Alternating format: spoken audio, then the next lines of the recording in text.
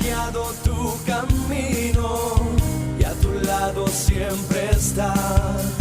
Sus promesas cumplirá y a su tiempo lo verás. Eres parte del pueblo de Dios, Él te levantará, te restaurará y tu victoria llegará.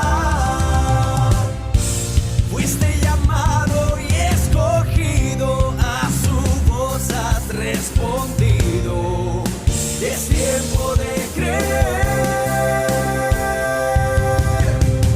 Centro Victoria, nacimos para vencer.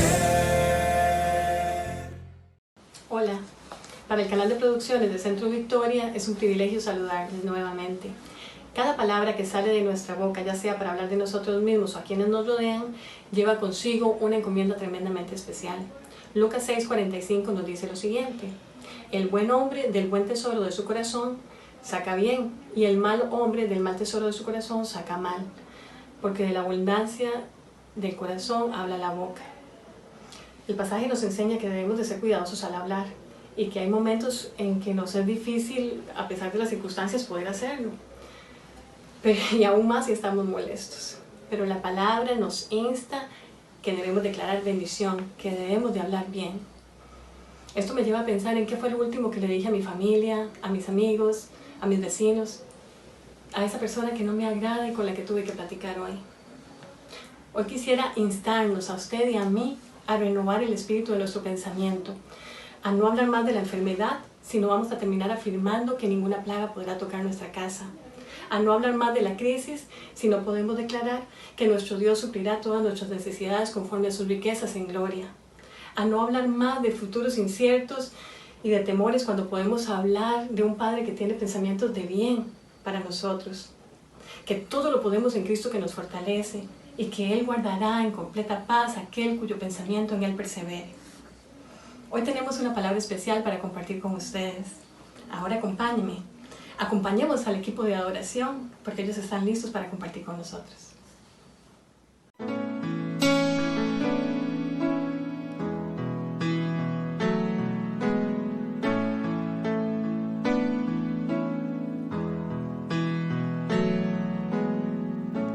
Mi Cristo, mi Rey, nadie es como tú.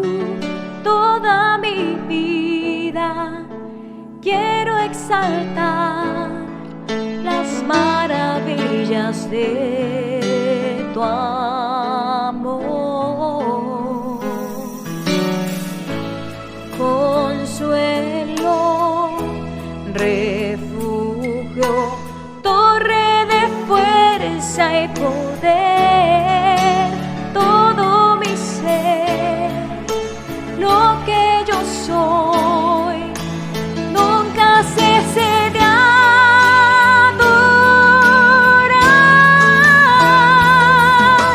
Cante al Señor toda la creación, honra y poder, majestad sea al Rey. Montes caerán y el mar rugirá al sonar de su nombre.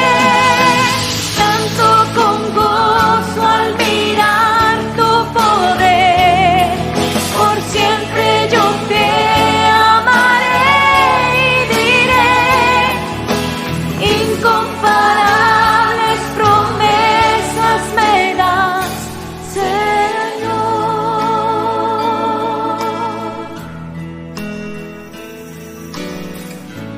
Mi Cristo, mi Rey, nadie es como tú.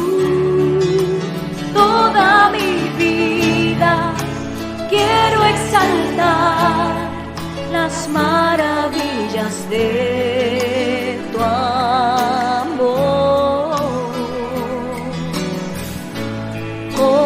Consuelo, refugio, torre de fuerza y poder,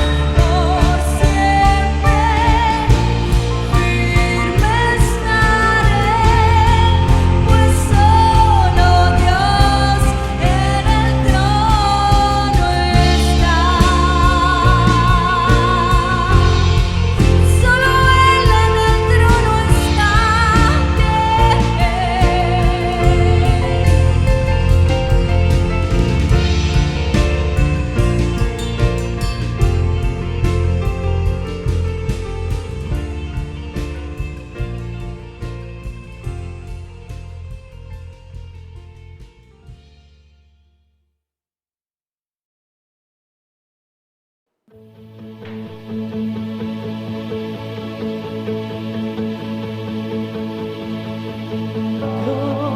bienvenido a este lugar y en nuestro corazón veías tu voluntad. Dios, te queremos conocer con tu fuego abrasador. Ven y muévete otra vez. Espíritu, avívanos,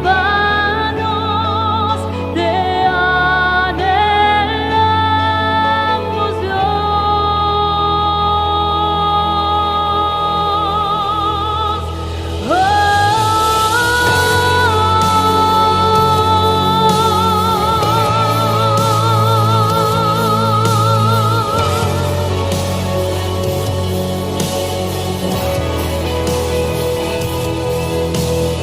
Ante tu gloria y majestad, sabemos que aquí estás para darnos libertad. Entrónate en nuestra adoración, asombroso eres, Señor, con tu presencia llénanos. Espíritu, avívanos, te anhelamos, Dios. Espíritu, avívanos, te anhelamos, Dios. Espíritu, avívanos, te anhelamos,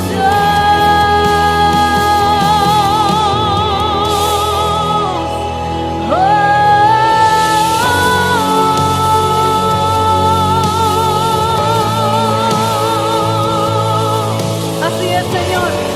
Anhelamos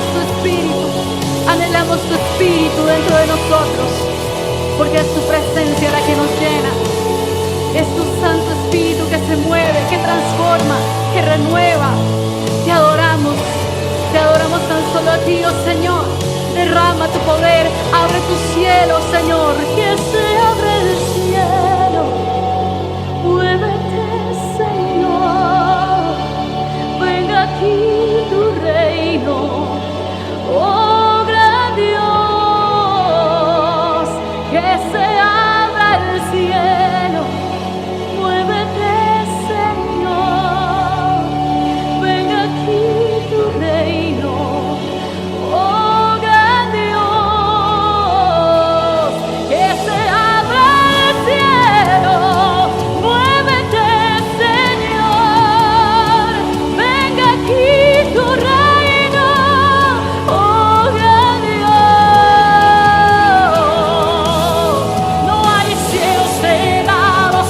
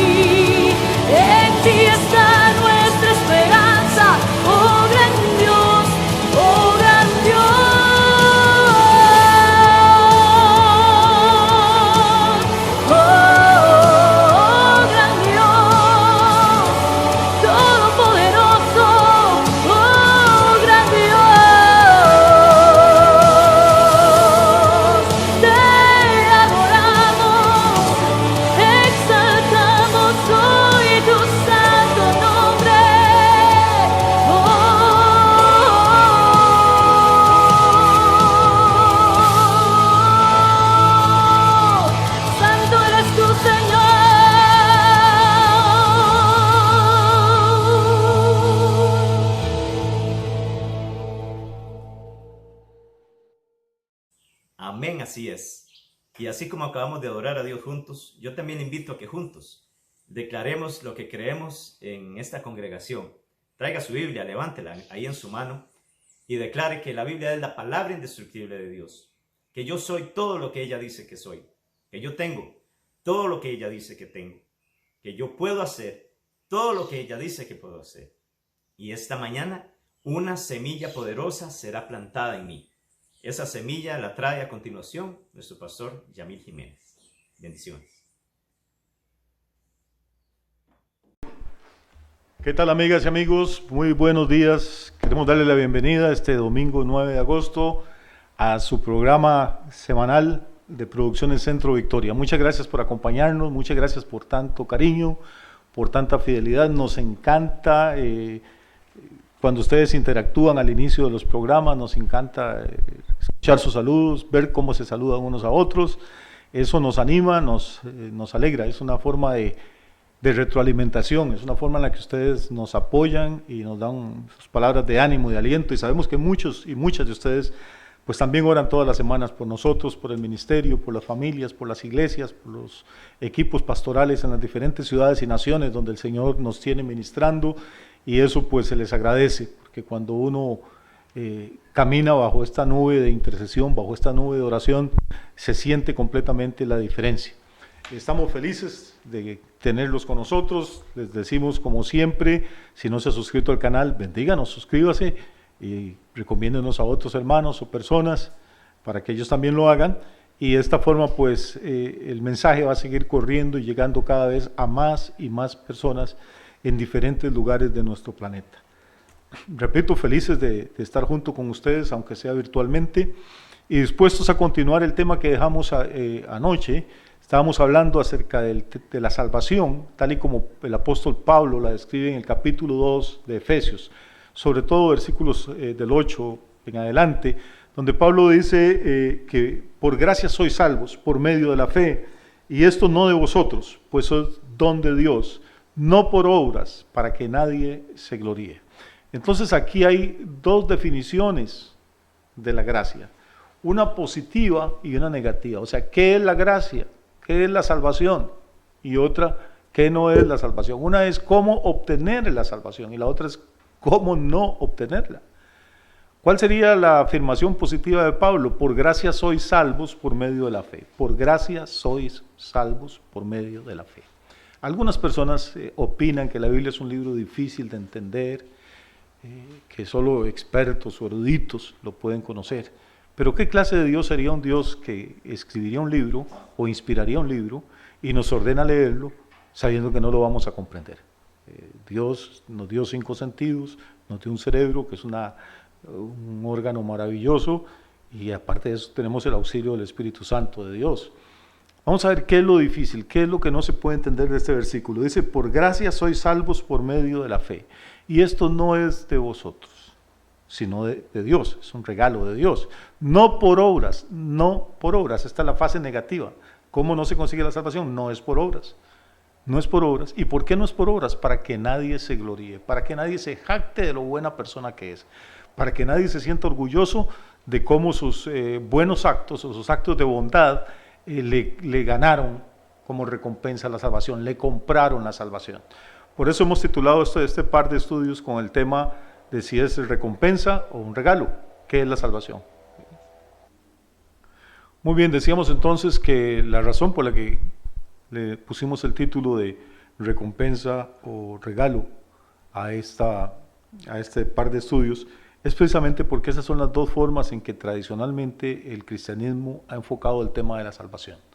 En el sector protestante, el énfasis está puesto en que la salvación es un regalo, como dice Pablo, es un don de Dios que se recibe mediante la fe y que se origina en la gracia de Dios. La gracia es ese amor que no merecemos. Mientras que en el sector católico, que es el mayoritario, pues durante muchos siglos la Iglesia Católica ha enseñado que las obras son indispensables, las buenas obras, para ganar la salvación, para tener la salvación. Curiosamente, hace 503 años, si no estoy mal en las matemáticas, hace 503 años, más o menos en estas fechas, a inicios de agosto, en lo que hoy es Alemania, estaba gestándose todo un movimiento espiritual, político, religioso, cultural, que cambió la historia de Europa y que cambió la historia del mundo. Voy a hacer un paréntesis para hablarles un poquito de esto, porque yo creo que es importante o importantísimo que conozcamos un poco el trasfondo histórico, por lo menos de este asunto. Allá está corriendo el año 1517 y repito, en Alemania hay un sacerdote católico, porque en este momento la Iglesia Católica reina indiscutida en todo el planeta desde casi finales del tercer siglo, y tiene 1200 años o más de estar ejercer su control y su dominio por toda Europa. Y un sacerdote católico, repito, en Alemania, que se llama Martín Lutero, tiene ciertas inquietudes espirituales. Es sacerdote, estaba canónicamente ordenado, pero tiene una inquietud: ¿cómo lograr uno la salvación? ¿Cómo se logra la salvación? Y este hombre hace cosas, viaja a Roma y empieza a leer un Nuevo Testamento. Recuerde que en este momento nadie tiene acceso al Nuevo Testamento, nadie tiene acceso a la Biblia, excepto algunos sacerdotes, ni siquiera todos. Y no hay traducciones de la Biblia a los idiomas que la gente habla. Lo que existe es una traducción más bien, que había hecho un monje que se llamó Jerónimo 1000 años antes, y esta traducción se conoce como la Vulgata. Fue traducir el hebreo del Antiguo Testamento, y el griego del Nuevo Testamento fue traducido al latín, y esto es lo que leían algunos, repito, algunos sacerdotes. Muchísimos ejercían su ministerio y morían sin haber leído nunca una Biblia. Simplemente pues ellos enseñaban y predicaban lo que su iglesia les decía que enseñara y predicara. Lutero empieza a leer el Nuevo Testamento por sí mismo, está leyendo la epístola de San Pablo a los Romanos, y en Romanos encuentra el texto que dice: mas el justo por la fe vivirá. Y el Espíritu de Dios toma esa frase y es como si le diera un mazazo por la frente a Pablo y lo hace volver a ella una y otra vez. Y bueno, si el justo por la fe vive, si el justo por la fe se salva, si el justo vive por la fe, entonces ¿para qué son todas las buenas obras que hacemos? Entonces la salvación no es por obras. Y luego venimos y nos encontramos con Efesios, donde el mismo Pablo dice: por gracia sois salvos por medio de la fe, y esto no es de vosotros, pues es don de Dios, no por obras, para que nadie se gloríe. Y esto hace que se despierte en Lutero un hambre de leer más el Nuevo Testamento, y empieza a encontrar esta misma enseñanza por todas las páginas del Nuevo Testamento. Empieza a ver que la salvación es un regalo de Dios, que no es una recompensa, que no es un salario, que no es una paga que Dios nos da por lo buenas personas que hemos sido, sino que más bien cuando estábamos muertos en delitos y pecados, ya Él nos amó con ese amor eterno, con esa gracia extraordinaria de Él, y envió a Jesús a morir por nosotros antes de que nosotros nos convirtiéramos, incluso antes de que pecáramos, incluso antes de que naciéramos. ¿Qué había hecho usted, amigo, amiga? ¿Qué había hecho usted para que Cristo muriera por usted? Nada, porque Jesús vivió y murió y resucitó 2000 años casi antes de que usted naciera. Entonces no fue nada que nosotros hicimos, nada bueno que nosotros hiciéramos lo que movió la mano de Dios para enviar a Jesús. Fue simplemente el amor y la gracia de Dios. La salvación no se origina en nosotros, no se origina en nuestro deseo, se origina en el corazón del Padre. Cuando Adán y Eva pecan, no los vemos arrodillados, humillados, llorando, perdón, no, los vemos huyendo de Dios, los vemos escondidos, alejándose de la presencia de Dios. Quien toma la iniciativa no es Adán, no es Eva buscando a Dios y decir: Padre, perdóname, sino que es Dios que sale a buscar al ser humano. Siempre ha sido así. O sea, no fue que usted y yo vivíamos desesperados: ¿cómo me salvo? Dios mío, soy pecador, perdóname. No. Antes de que usted y yo tuviéramos conciencia, antes de que tuviéramos vida, ya el Padre nos amaba y salió a buscarnos, a usted, a mí y a la humanidad entera, en la persona de Cristo Jesús, nuestro Señor, nuestro Salvador. Ese es el tema del Evangelio, ese es el tema de la buena noticia. Pues bien, volviendo a Lutero, empieza a encontrar esto, y entonces durante este mes de agosto, repito, de hace ya 503 años, ¿sí? Porque fue en 1517 que esto ocurrió, Lutero empieza a redactar una serie de propuestas, de tesis, como se conocen, y al final escribe 95 de ellas. 95 tesis proponiendo un debate con otros teólogos de la Universidad de Wittenberg, con otros sacerdotes, con jerarcas de la Iglesia Católica, que es la única que hay, proponiendo un debate para dirimir un asunto que lo está mortificando de manera especial a Lutero. ¿Cuál es lo que lo está mortificando? ¿Cuál es ese asunto, ese tema? Es una cosa que se llama las indulgencias. Y déjeme aclararle desde el principio que Lutero, e insisto en esto, era católico, y no solo católico, era sacerdote, que nunca planeó fundar otra iglesia, ni hacer un cisma o una división. Lo que él quería era pues, reformar algunas prácticas de la iglesia que eran antibíblicas, y una de estas prácticas es la que se conoce como indulgencias. Vamos a ver, porque a veces hablamos y como que no tenemos tal vez por lo menos los conceptos básicos un poquito claros. ¿Qué consisten las indulgencias? Según la doctrina de la Iglesia Católica, y si usted es católico, se supone que debería conocer esto al dedillo, y si no, pues podría consultarlo con su sacerdote de confianza, pues para que vea que así es. Según la doctrina católica, la Iglesia católica, por supuesto, es la depositaria de un tesoro que no consiste en joyas ni en monedas, sino en buenas obras. Cada buena obra que un hombre o una mujer hacen, se van acumulando, según esta doctrina, en alguna especie de bodega espiritual o de contabilidad espiritual, no lo tengo eso muy claro, pero se van acumulando.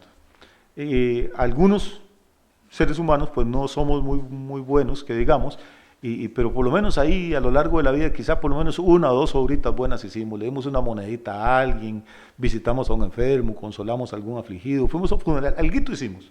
Y bueno, esos son como moneditas, esas buenas obras que se van acumulando. Pero, según la doctrina católica también, hay personas extraordinarias, hombres y mujeres, que no solo hacen unas cuantas buenas obras como nosotros, sino que dedican sus vidas enteras al ayuno, a la oración, a la meditación, al servir a los necesitados.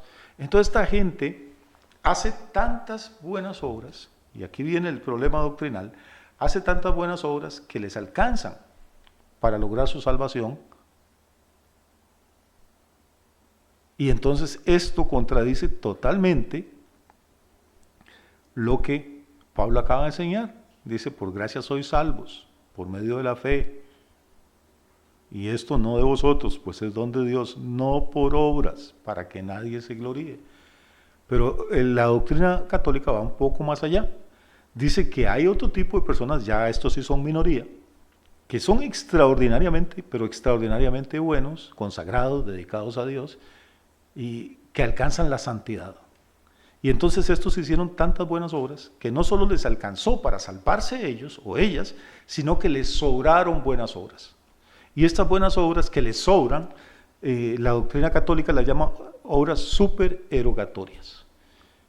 Entonces, vamos a ver, en esta especie de contabilidad religiosa o espiritual, lo que se dice es que, vamos a ver, Pepe fue tan buena persona que, bueno, supongamos que la tarifa para salvarse es 1.000.000 de buenas obras. Bueno, Pepe hizo 1.100.000 buenas obras. Entonces gastamos el 1.000.000 en la salvación de Pepe, pero ¿qué hacemos con las 100.000 buenas obras que quedaron sobrantes? Bueno, esas las administra la iglesia, ese tesoro espiritual. ¿Y qué hace la iglesia con esas buenas obras, con esas piezas del tesoro que supuestamente administra? Bueno, surge una doctrina que se llama la de las indulgencias. Vea que todo esto tiene una cadena histórica, una cadena doctrinal, y por eso es importante que conozcamos, repito, aunque sea lo más rudimentario, lo más elemental del asunto. Habrá tiempo para los que quieran y les interese, pues de hacer un estudio a fondo de estos temas. Entonces, allá por la Edad Media, la Iglesia Católica crea otra doctrina, que es la doctrina del purgatorio. La doctrina del purgatorio dice que, vamos a ver, la inmensa mayoría de personas que vivimos no somos tan buenos como para entrar al cielo por nuestras buenas obras, ni tan malos como para condenarnos eternamente al infierno. Entonces, crean un tercer lugar. Ese tercer lugar la Iglesia Católica le pone el purgatorio, del verbo purgar, es cumplir una pena. Vea cómo este tema de las obras y la salvación y la gracia son importantes. Vea las ramificaciones doctrinales y espirituales que tiene. Entonces, cuando una religión o una iglesia enseña que la salvación es por obras, Pues obviamente la gente que se puede salvar por obra, según esta doctrina, es poquísima. Repito, los santos, la Virgen, los apóstoles, algunos profetas que dicen que hicieron obras extraordinarias, pues esta gente va al cielo, porque hicieron suficientes obras y les alcanzaron para salvarse. Y a algunos les sobraron para que la iglesia las administre. Hay unos cuantos tipos por ahí también malísimos, terribles, sin perdón de Dios. Esta gente se muere y está condenada al infierno, pero son la minoría. Entonces, una minoría va al cielo, otra minoría va directamente al infierno. Pero la inmensa mayoría, según esta doctrina, son gente como usted o como yo, ni tan buenos como para ir al cielo, ni tan malos como para ir al infierno. Entonces creamos el purgatorio. En el purgatorio hay tormentos, supuestamente, como el infierno. ¿Cuál es la diferencia? Que el infierno es eterno y el purgatorio no. Del infierno no se puede salir, del purgatorio sí. ¿Y cómo se sale del purgatorio? Si ya usted está muerto, ya no puede hacer nada para ayudarse. Bueno, quedan sus parientes vivos aquí en la tierra. Ellos van a pagar rezos, ellos van a hacer cosas a favor suyo, para que usted acorte. O sea, si a usted le tocaba estar 5.000 años en el purgatorio, vamos a hacer rezos, vamos a hacer actividades para que le vayan reduciendo la pena. Y puede que ya se la reduzca de 5.000 a 4.000 años. Pero hay otro mecanismo. Otro mecanismo es que la iglesia tome de su tesoro de buenas obras, de su depósito de buenas obras, tome las que le sobraron a los supersantos y se las aplique a algunas de estas personas que están en el purgatorio. Esto se llaman las indulgencias. ¿Cómo se aplican? Bueno, si usted va a alguna peregrinación, si va a la inauguración de algún tipo de templo, catedral, si hace ciertas ceremonias o ciertos ritos, la iglesia tiene cierta contabilidad ahí religiosa, dice, bueno, 30 días de indulgencia, 1 año de indulgencia, y hay una cosa extraordinaria que se llama indulgencia plenaria. Esta indulgencia plenaria consiste en que si usted tenía que estar 1.000.000 de años en el purgatorio, pero la gente que quedó aquí suya hace determinada cosa, usted recibe el perdón total y sale ipso facto de ahí. O bien, usted puede hacer esa cosa en vida y cuando muere, pues todo eso se le descuenta del tiempo que iba a tener que estar purgando su pena. O sea, la doctrina no tiene ninguna base bíblica, no aparece en ninguna parte de la Biblia, es la del purgatorio. Contradice absolutamente lo que dijo Jesús. Dijo Jesús que hay 2 caminos, 2 puertas. Uno es estrecho, es angosto, es difícil, lleva a la salvación. El otro es ancho y espacioso y lleva a la muerte eterna. No dijo Jesús de un tercer camino, no habló Jesús de una vía intermedia. Esto es una creación religiosa, interesante, y a la que la iglesia pues tuvo una utilidad enorme. En la época de Martín Lutero, estamos hablando de inicios del siglo XVI, en Alemania, la iglesia había mandado muchos mensajeros por toda Europa para que recaudaran fondos, porque los trabajos para embellecer la Capilla Sixtina en el Vaticano, pues habían dejado el tesoro financiero, ahora sí, de la iglesia, en muy malas condiciones. ¿Qué fue la idea que tuvieron? Pues para recaudar fondos millonarios que se necesitaban, fue vender indulgencias.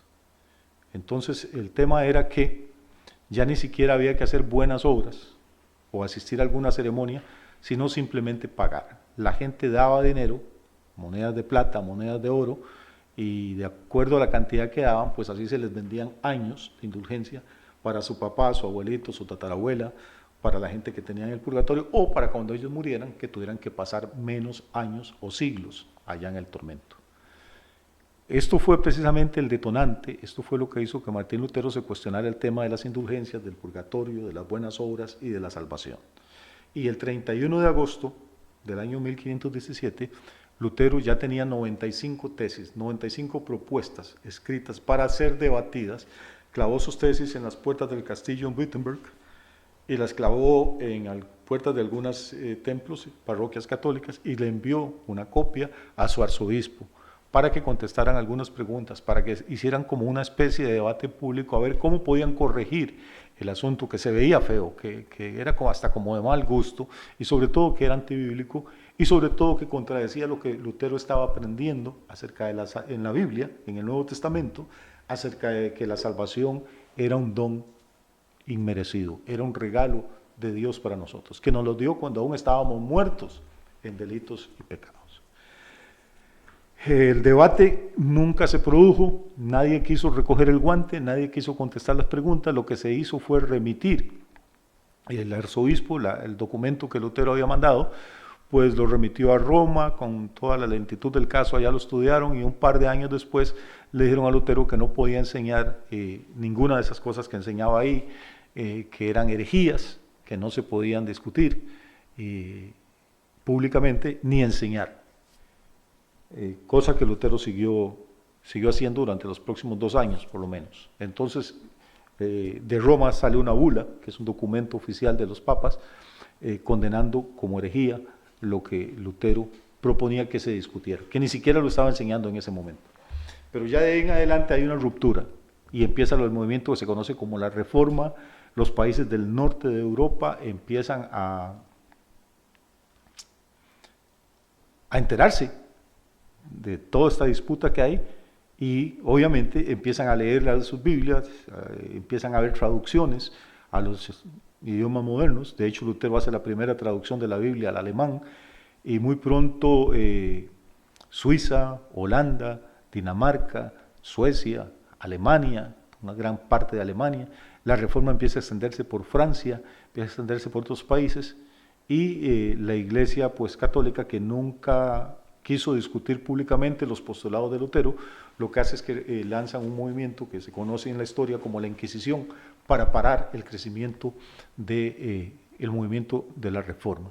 Note que no era un movimiento, ni se llamaba en ese momento evangélico, ni ninguna cosa, no era otra iglesia, no era otra denominación, no era otra organización, era un movimiento de reforma a la misma Iglesia Católica. Lutero no odiaba a la Iglesia Católica, él empezó buscando cómo reformarla, buscando cómo purificarla, cómo librarla de lo que él consideraba que eran algunos errores, pero esos postulados de él fueron catalogados como herejías por las autoridades religiosas y eso fue lo que realmente originó el cisma.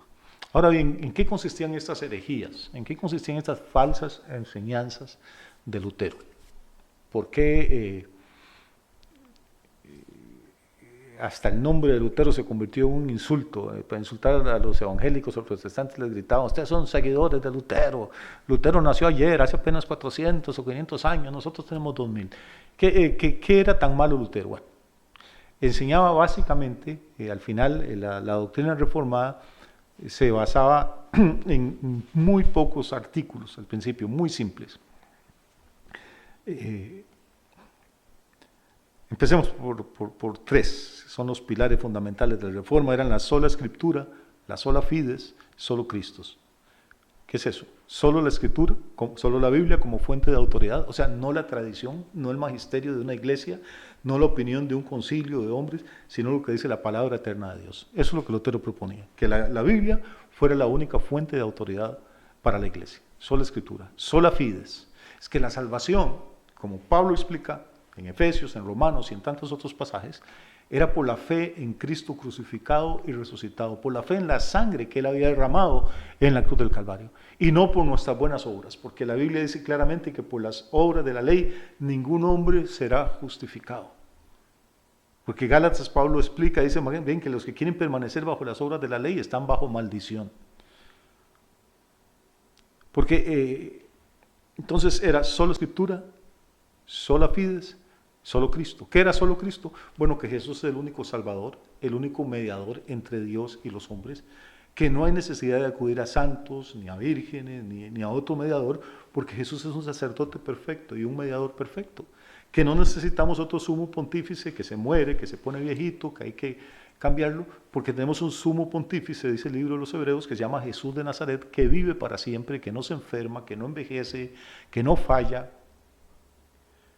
que no necesitamos más mediadores, ni santos, ni santas, ni a quién rogarle, porque tenemos a Jesús.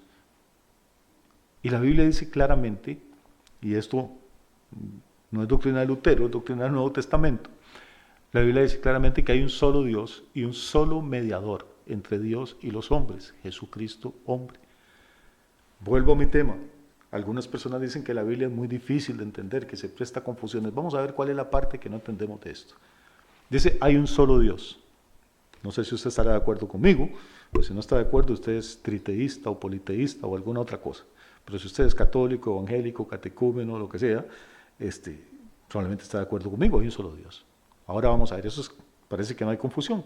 Dice, hay un solo Dios. Ahora aquí viene la confusión. Dice, hay un solo Dios y un solo mediador. Si hay un solo Dios y entendemos lo que significa un solo, ¿por qué en la otra frase no lo entendemos? Dice, hay un solo Dios y un solo mediador entre Dios y los hombres, Jesucristo, hombre. Entonces, si tenemos un mediador perfecto, si tenemos un pontífice perfecto, si tenemos un salvador perfecto, dice la Escritura que hay un solo Señor. Por eso es que Lutero decía, solo Cristo. Entonces, estas son las tres patitas sobre las que se firmaba la reforma que Lutero proponía, o que propuso, y que nunca le dieron la oportunidad ni siquiera de discutirlo públicamente. ¿Cuáles eran esas tres? Sola Escritura, sola Fides, solo Cristo. Solo la Biblia como fuente de autoridad, solo la fe como instrumento para recibir la salvación que la gracia del Señor nos ofrece, y solo Cristo como sacerdote, como mediador, como salvador y como Señor. ¿Qué es la herejía que usted encuentra en eso? ¿Qué es el error? En realidad no hay ninguno. Obviamente, pues algunas personas ya estarán diciendo, caramba, entonces, qué bueno, es por gracia, es por fe, entonces yo nada más creo y puedo hacer lo que me da la gana, puedo vivir como yo quiero, puedo robar, matar, quitarle la mujer al prójimo. No corra tanto, por favor. No trate de hacer una caricatura de una doctrina que le ha costado la vida a muchas personas, cientos, miles de personas murieron por sostener estas tres tesis: solo Escritura, sola Fides, solo Cristo. Leamos bien, y volvemos ahora a nuestro texto de Efesios capítulo 2, que estamos desde ayer sábado empeñados en tratar de desmenuzarlo poquito a poco. Volvamos a Efesios 2, dice el versículo 8, porque por gracia sois salvos por medio de la fe. Y esto no es de vosotros, pues es don de Dios. Otra vez la palabrita, está el don, el regalo, lo inmerecido. Es don de Dios, no por obras, para que nadie se gloríe. Porque somos hechura suya, creados en Cristo Jesús para buenas obras, las cuales Dios preparó de antemano para que anduviésemos en ellas. ¿Ve? Oiga esto, qué interesante. Entonces, ¿las buenas obras ocupan un lugar en la vida cristiana? Claro. Dice, oiga esto, somos hechura suya, o sea, hechura de Dios, creados en Cristo Jesús para buenas obras, las cuales Dios preparó de antemano para que anduviésemos en ellas. No es que las buenas obras no tienen un lugar en la vida del cristiano, las buenas obras son la evidencia de que usted ha nacido de nuevo, de que un hombre o una mujer que han conocido a Cristo de verdad, cambian su estilo de vida, cambian su manera de hablar, de comportarse, de tratar al prójimo, pero no para salvarse, no para ganarse la salvación. No podemos poner el carretón adelante del caballo. Las buenas obras no son la causa de la salvación, son la consecuencia de la salvación. Son la consecuencia de haber nacido de nuevo, de haber tenido un encuentro personal con el Cristo resucitado. Y estas buenas obras no son cualquier cosa, no son las que nos manda por ahí alguna organización religiosa, son obras espectaculares, obras que Dios preparó de antemano para que usted y yo anduviéramos en ellas. ¿Usted sabía eso? ¿Sabía que antes de que usted naciera, sabía que antes de que el mundo fuera, Dios tenía una cantidad de buenas obras preparadas para decir un día Juan va a hacer esto, Teresa va a hacer aquello, María me va a honrar haciendo esta otra cosa? ¿Cuántos creyentes conoce usted que le dicen, Padre, cuáles son las buenas obras que preparaste para que yo camine en ellas? Muéstramelas para caminar, para honrarte, para glorificarte.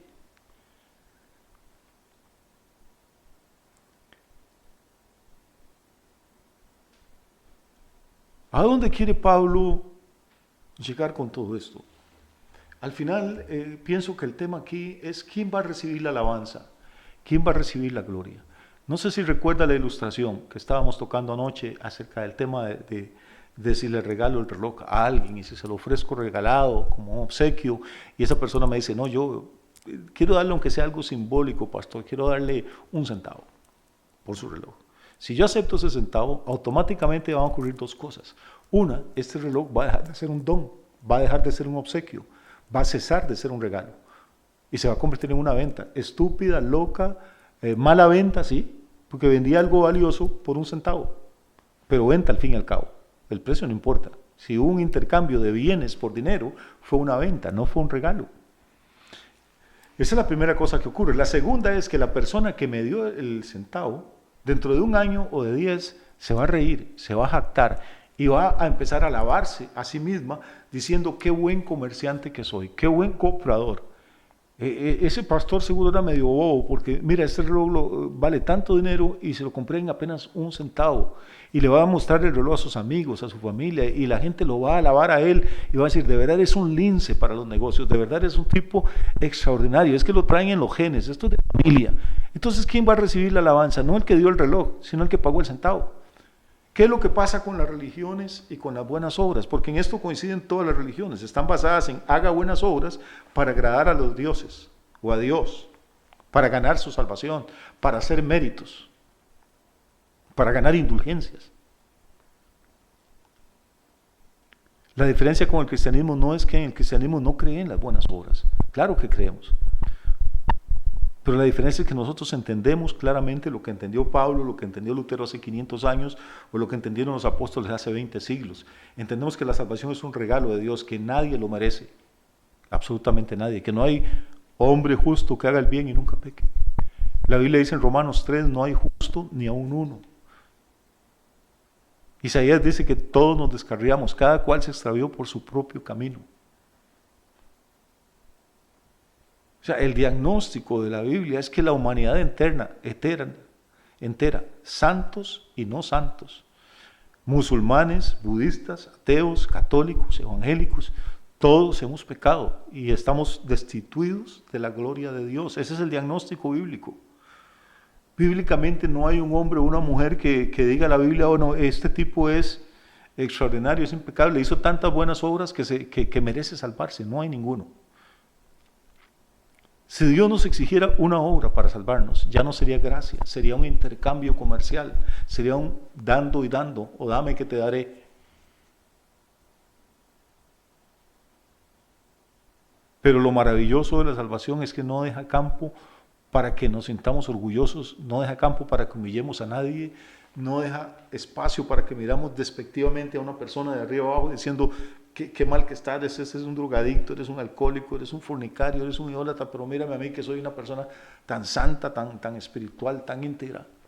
Eso es lo que hacen las buenas obras, nos hacen sentirnos mejor que otros, nos hacen jactarnos de nosotros mismos y nuestra propia bondad. La gracia lo que nos hace es humillarnos y exaltar la bondad de Dios y la misericordia de Dios y la riqueza del amor infinito de Dios, que cuando estábamos muertos en delitos y pecados, nos amó tanto que envió a Jesús a morir por nosotros. Es esta gracia que aunque todavía estamos en medio de las tormentas y las batallas, ya nos vio sentados en lugares celestiales, como veíamos anoche, como en los versículos anteriores de Efesios capítulo 2. Esta gracia que ya vio el final del proceso, esta gracia que antes de que el mundo fuera preparó buenas obras para que tú y yo pudiéramos caminar en ellas. Creo que esta es una oración que hacemos poco en las iglesias, pero que deberíamos empezar a hacer con más frecuencia. Es preguntarle al Señor, Señor, yo sé, porque tu palabra me enseña, que tú has preparado una cantidad de buenas obras para que yo camine en ellas. ¿Cuáles son? Yo no quiero salir a hacer obras sin son ni ton. Pero ¿cuáles son las que tú quieres que yo haga? Las que te van a traer gloria a ti, las que van a ayudar a que tu reino se expanda, a que mi familia viva bien, que mis amigos conozcan esta salvación maravillosa. Ahora bien, según la Biblia, las buenas obras tienen recompensa, pero esa recompensa no es la salvación. La salvación es un regalo, esto es lo que hay que enfatizar una y mil veces. Es un regalo que elimina el orgullo, elimina la jactancia, elimina el estarnos comparando unos con otros. Si ponemos 100 muertos uno al lado del otro en el suelo, ningún muerto va a empezar a decirle al otro, oye, qué feo que estás más muerto que yo. No, están igual de muertos. Bueno, pues cuando no teníamos a Cristo, nosotros estábamos igual de muertos que todo el mundo. No importa si unos están muertos en el adulterio, si otros en la borrachera, si otros en la fornicación, si otros en la hechicería o la brujería, muerto. Y ahí estando muertos en delitos y pecados, Dios nos amó con un amor eterno y nos dio su salvación. Evidencia de esta salvación es que cambiamos nuestro estilo de vida, evidencia es que empezamos a caminar en esas buenas obras que el Padre preparó desde antes para que nosotros camináramos en ellas. Y cuando caminamos en obediencia en estas buenas obras, al final de la vida hay una recompensa. Bueno, hay recompensas aquí en la vida y va a haber recompensas en la eternidad. La Biblia habla que en el cielo, para los que ya son salvos, va a haber galardones. Pero entiéndame, ya son salvos. gratis, por gracia. Extendieron la mano de la fe y atraparon la mano de la gracia que se extendía a ellos. Ya son salvos. Ahora, si caminaron e hicieron buenas obras, va a haber una recompensa, va a haber niveles de autoridad, va a haber niveles de gloria, va a haber niveles de unción, de cercanía, de relación con el Creador del universo. Yo no sé usted, a mí me encanta eso. Yo quiero caminar, yo quiero hacer buenas obras. Yo quiero que mi vida al final pueda ver para atrás y decir, bueno, sembramos una buena semilla, hicimos una buena tarea. Dice Jesús que cuando hacemos eso, al final de nuestra vida vamos a oír una voz que nos dice, ven buen siervo y fiel, sobre poco has sido fiel, sobre mucho te pondré. No dice, has sido bueno y fiel, entonces te voy a salvar. No, ya eras salvo, ya eras siervo. Ahora la recompensa viene por las obras que hicimos. Por otra parte, pues habrá hermanos y hermanas que dicen, no, pues conocieron a Cristo, o creen que lo conocieron, asistieron a una iglesia, siguieron viviendo igual, no hubo ningún cambio nunca en sus vidas. Entonces, cuando mueren le van a decir, Señor, aquí estoy, yo iba a la iglesia tal, iba al culto a tal lado, o a la parroquia tal, con el sacerdote tal, y el Señor le va a decir, apártate de mí porque no te conozco. Porque realmente nunca hubo una experiencia de salvación, nunca hubo una experiencia de arrepentimiento, de conversión. Y mucho del temor, o de la preocupación, para no decir la palabra temor, que yo manejo, es que en estos días en que las congregaciones aumentan en número y en finanzas y en influencia, y que ser cristiano casi que se ha puesto de moda, y que grandes cantantes y artistas y se suman y hay noticias sobre todo este mover que está ocurriendo, la preocupación es ya cuánta de esta gente realmente están entendiendo lo que es la salvación, están entendiendo que es un regalo de Dios, están entendiendo que esta salvación, el que debe recibir toda la gloria y la honra es el Señor, y están entendiendo que esta salvación tiene que producir en ellos un cambio, tiene que producir en ellos una cantidad, una explosión de buenas obras. Pero si no predicamos esto, si no le enseñamos esto a las personas, entonces vamos a tener dos problemas. Uno, de gente corriendo para ayunar y orar y leer la Biblia y traer ofrendas y diezmos, creyendo que con eso van a lograr la salvación. O sea, cambiaron de templo al que iban, pero doctrinalmente están igual. Siguen creyendo que la salvación es por obras. Por otro lado, tenemos otra gente que cree tanto en que la salvación es por gracia, que no quiere hacer ninguna obra o no quiere hacer ningún cambio en su vida, y entonces convierten la gracia de Dios en libertinaje. Y esto tampoco es así, amigo. Tenemos que huir del legalismo, de creer que la salvación es por obras, pero también del libertinaje, de creer que podemos ser salvos y seguir haciendo las obras que nosotros querramos. Hay un balance, bíblicamente. Este balance es, la salvación es por fe, es un don de Dios para que nadie se gloríe, pero cuando la salvación es genuina, nos hace caminar en las buenas obras que Dios preparó para nosotros desde antes de la fundación del mundo.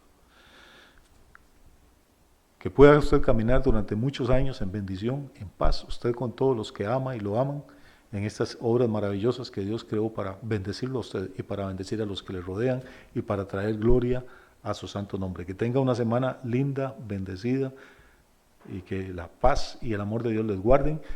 Y recuerde que tiene una cita el próximo sábado, si Dios lo permite, aquí en Producciones Centro Victoria. Le invitamos para que nos acompañe y mientras tanto le invitamos también para que se suscriba al canal y hable de lo que está viendo acá con sus amigos o compañeros, para que ellos también puedan suscribirse y de esta forma seguir extendiendo esta red que estamos echando por el mundo entero. Que Dios les bendiga mucho.